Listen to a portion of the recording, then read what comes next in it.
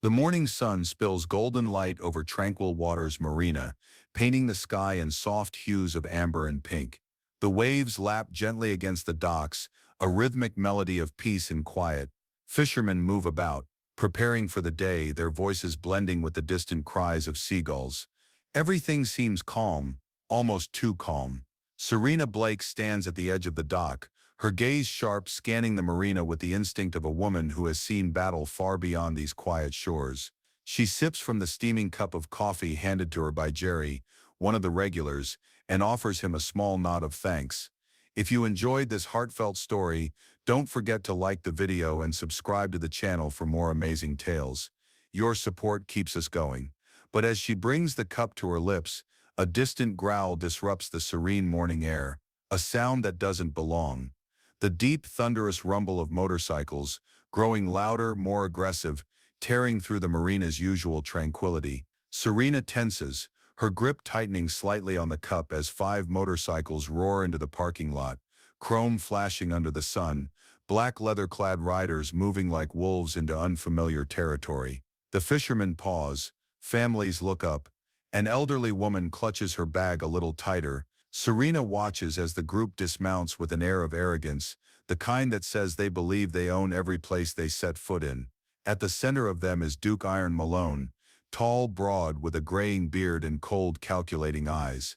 He sweeps his gaze across the marina, like a predator surveying a hunting ground. Serena doesn't move, doesn't flinch, but she knows trouble when she sees it.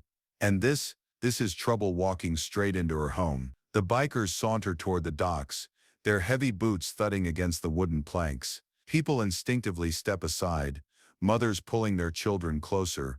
Tension crackles in the air, thick and undeniable. Duke finally stops a few feet from Serena, his gaze settling on her with a look of vague amusement. To him, she's just another obstacle. A woman standing where she shouldn't be. A slow smirk curls at the corner of his lips. "Nice little setup you got here," he drawls, voice dripping with condescension. "Shame if anything happened to disturb the peace."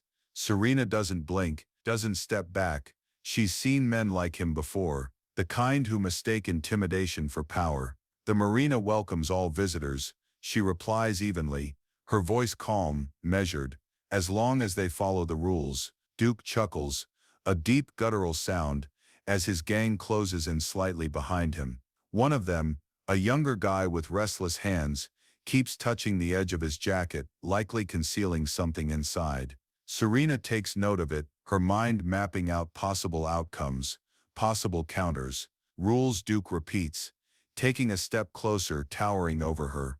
"You really think you're in any position to enforce rules, sweetheart?" The marina holds its breath. The crowd watches, tension coiling like a wound spring. But Serena, she just takes another sip of her coffee, her expression unreadable.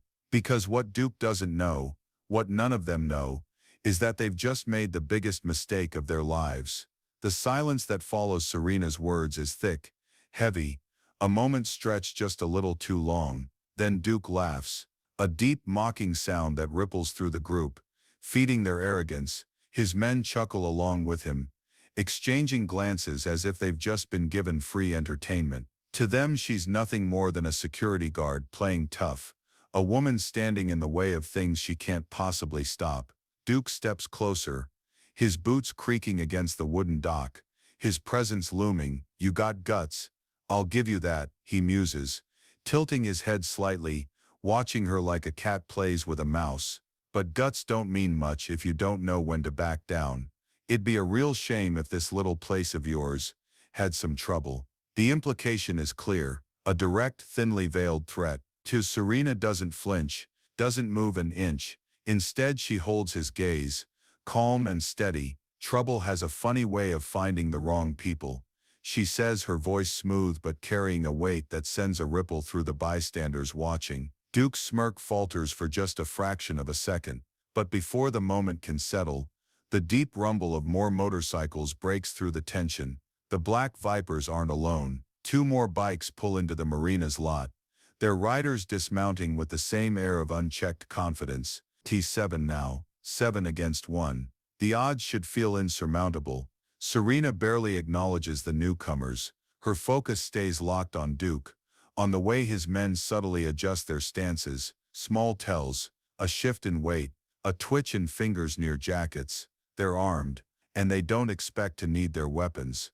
One of the newer arrivals, a lanky guy with a jagged scar across his cheek, steps forward but knocks into a row of rental bikes. The metal crashes onto the pavement, sending a chain reaction of handlebars and wheels clattering to the ground. The noise momentarily shatters the thick tension, making a few onlookers jump. Duke sighs, shaking his head. Real smooth, he mutters. Serena, meanwhile, doesn't let the distraction go to waste. She shifts her weight, positioning herself just slightly to the side, cutting off their ability to surround her completely. But before Duke can regain full control of the moment, one of his younger men, Reed, gets impatient. Maybe he wants to prove himself. Maybe he thinks this is his shot at looking tough. Either way, it's a terrible mistake. He steps up full of bravado and shoves Serena hard, or at least he thinks he does, because in the blink of an eye Serena moves. Her body flows like water, redirecting his force with effortless precision. Before Reed even understands what's happening, he's face down on the dock, arm twisted behind his back in a brutal lock. A sharp cry of pain escapes his lips. The crowd gasps. Fishermen freeze mid-step. A mother near the boats grips her child's hand tighter. Duke's expression darkens, his amusement finally evaporating. He knows now this isn't just some ordinary security guard. "You're gonna regret that," he growls, his hands clenching into fists. The gang tightens around him. The fight is coming, and Serena is ready. The dock erupts. Reed stumbles back, clutching his arm, his breath coming in ragged gasps of pain. The gang barely has time to process what just happened before another biker lunges. He's faster than the others, but Serena is faster. She sidesteps effortlessly, grabbing his wrist mid-strike, twisting with expert precision. A sharp snap echoes through the air as his knife clatters to the wooden planks. The crowd sucks in a collective breath. No one expected this. Another comes at her, a brute of a man, all muscle and blind rage. He swings wide, expecting an easy hit. Serena ducks low, sweeping his legs out from under him. He crashes onto the dock, the air rushing from his lungs. Before he can move, she pins him down with a knee to his chest, grabbing the knife he dropped and tossing it into the water. The black vipers hesitate. For the first time, realization dawns in their eyes. They thought they were in control, thought this was a game, but now, standing before them, is not just a woman, not just a security guard, but a warrior. Duke's jaw clenches as he watches two of his men writhe in pain on the ground. He knows he has to act fast, before the rest of the gang starts doubting their strength. "Get her." The order is sharp, and for a second they hesitate, but then three of them rush forward at once. Serena moves like a storm, fluid, controlled, unrelenting. She grabs one by the jacket, spins and uses his own momentum to send him flying into the dock railing. Another grabs for her from behind, but she slams an elbow into his ribs, twisting free, before landing a devastating kick to his knee. He crumples. The last one, young, cocky and desperate, charges straight at her. Serena steps to the side at the last second, letting his own force carry him forward, straight into the icy water below. The dock is dead silent, only the sound of heavy breathing, the groans of injured bikers and the rhythmic lapping of water against the pilings fill the space. Duke is frozen, his fists are clenched, his knuckles white. He's not used to this, not used to losing, but the worst part, the marina locals aren't afraid anymore. The fishermen, the dock workers, the small boat owners who had once shrunk away are stepping forward now. Their fear has turned to something else: anger, unity, strength. A few move closer. One even picks up a wooden oar. Duke sees it. He knows the tides have turned. Then the wail of sirens cuts through the morning air. Red and blue lights flash from the parking lot. As squad cars pull in, game over. The air is thick with tension, the moment stretching like a drawn bowstring. The police are here.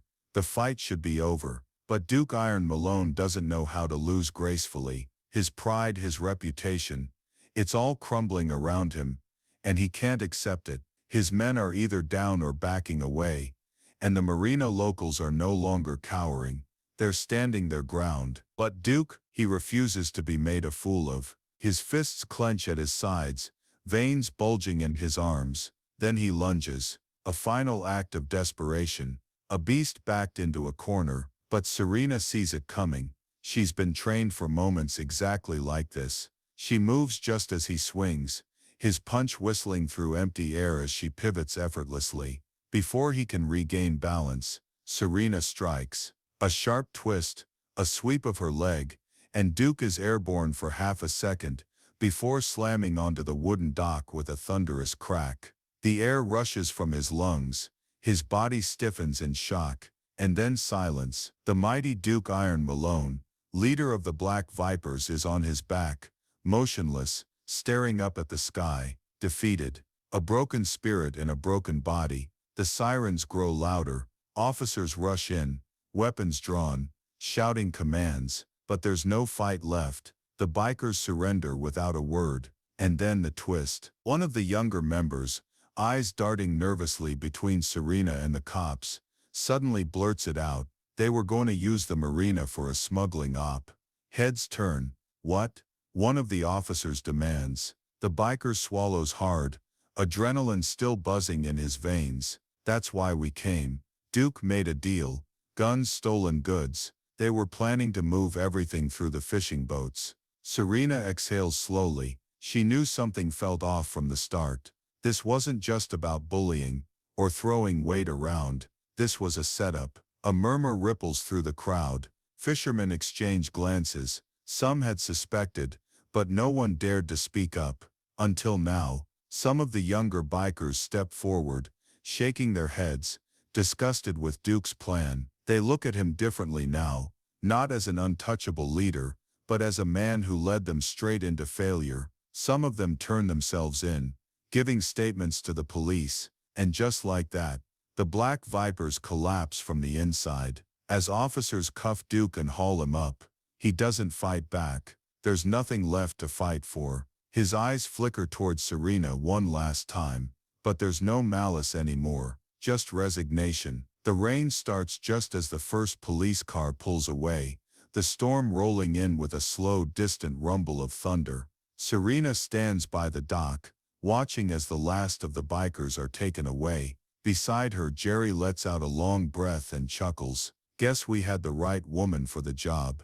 After all. Serena smirks, taking a slow sip of her now cold coffee. Just another day at the marina.